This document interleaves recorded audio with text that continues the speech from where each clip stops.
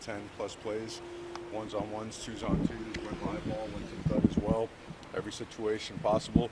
We feel we have progressed, and we're progressing well, and still have some other things to take care of. But we're pleased with progress, not content with where we're at. But we're certainly getting there faster than now.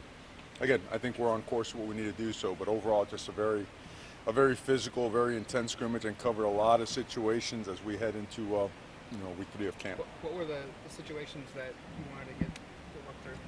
Did them all. Coming out, short yardage, goal line, red zone, gold zone, real tight in there, but not quite at the 1 and 2.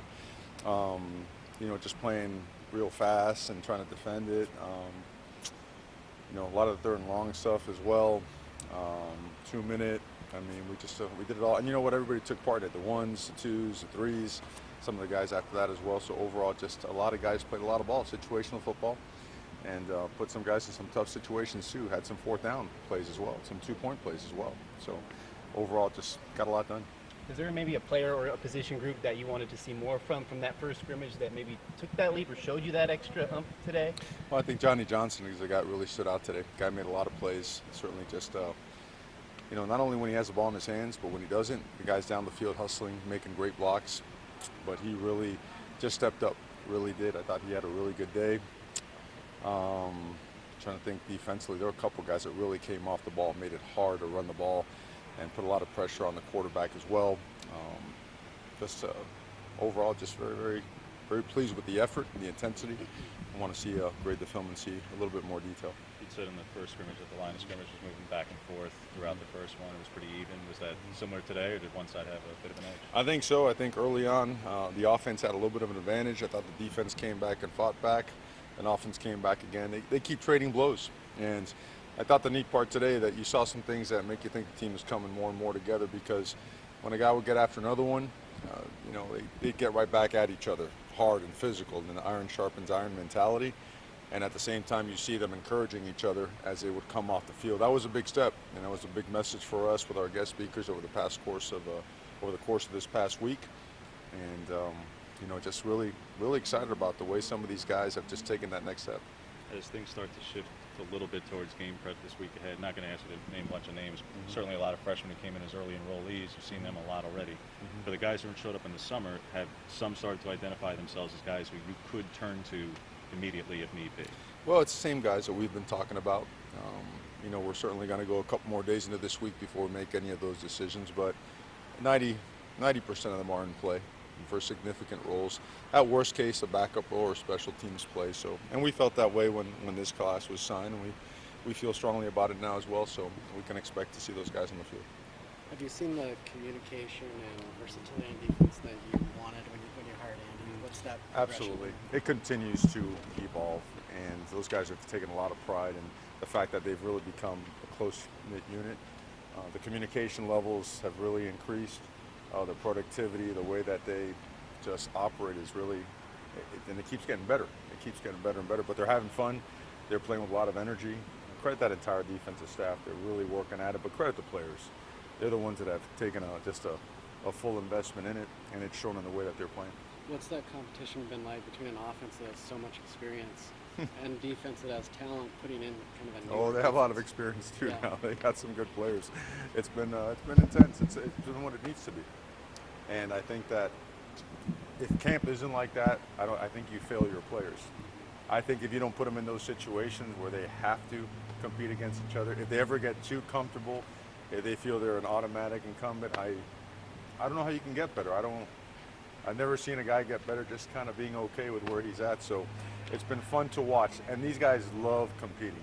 That's the part about this team that is maybe my favorite part. They love competing. They love football. They love being around each other. They've got personalities, which we like. A lot of alphas come from different parts of the country now. And we continue to work this thing into what a family should be. Always imperfect, but always trying to get, to that right spot. A couple of personnel tidbits from the week. We got a lot of guys back, but Darian was a guy we saw absent for a few days. He was there yesterday, though it didn't look like in any kind of shells. Was he able to go today? He was not. He got banged up last Saturday. We think he's good to go on Tuesday. Gary Baker was back after missing a couple of days. Jamal Hill's been back all week, so he didn't miss much. Your tight ends. the tight end Jake has been out for a few days. We expect him back on Tuesday. Cam McCormick, we expect him back on Tuesday or Wednesday. Help me out. Who else? That was about it. What are the things you need to do next week to know that they're ready to start preparing for all of them? Well, you know, we're always going to talk about technique and fundamentals because what do you usually see in the first game of the season or in the postseason? You see a lot of penalties, right? Unforced. You see technical issues. You see pad level issues, conditioning issues, special teams, blown assignments. So those things will always be at the forefront. So things that you can easily get rusty at when you haven't played a game in a long, long time.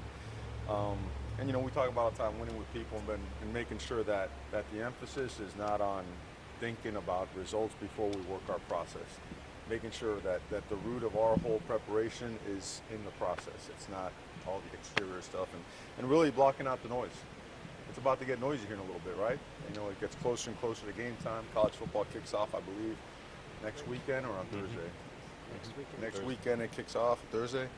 So, I mean, it's on, right? It's upon us. I remember talking to our guys back in the springtime when the start of camp is 160 days away and game one's 200 days and all that stuff. And well, it's here. We're almost in single digits. So it's, we've invested a lot. You know, we're very aggressive in our preparation, and we need to be. We've got some great challenges and opportunities, so our guys are ready to just keep pushing forward with this. Did you come out healthy out of today? Excuse me? Did you come out of scrimmage healthy? You know, I think so. Micah Pittman did lay out for a ball and landed on his shoulder. He's getting evaluated, and landed on it pretty good. You know, I think some people that were out there, you know, saw it. He really just got, and he caught the ball. So as soon as we finish the evaluation, you know, we'll get that information to you, whether it's significant or not. You know, J.R. Waters, at the end of last week, you know, he did injure his foot, and it did have to be repaired. So he will be out for about 4 to 6 weeks. Okay. Aside from that, from an injury standpoint, I don't see anything else that's really, really significant. George was minor, it looked like. George was an ankle that he rolled a little bit, but he was good enough to almost go. He's just about there. Played that one safe, thinking that we could get him back on Tuesday now with a couple days of recovery, walkthrough, and treatment and rehab. And I think he'll be full go by Tuesday as well. Talked about blocking out the noise, Mario. You're a subscriber to the concept of bulletin board material that when an opposing player says something like they have the best at every position, for example, they have the best running backs, receivers, O-line, D-line, you know, says stuff like that. Do you want your players to see stuff like that? Does that serve as motivation, or you just say, nah, it doesn't matter? I think we build our plays from the inside out. I've always felt that way. I felt that if you need the outside stuff to get you motivated for the big stage and an opportunity like that, I kind of question your desire and your love for the game, just being honest. I think I know for a fact that everything we do is deep and has to come from the inside out. So I hate to harp on, you know, on a cliche like that, but it's the only way to make it real. So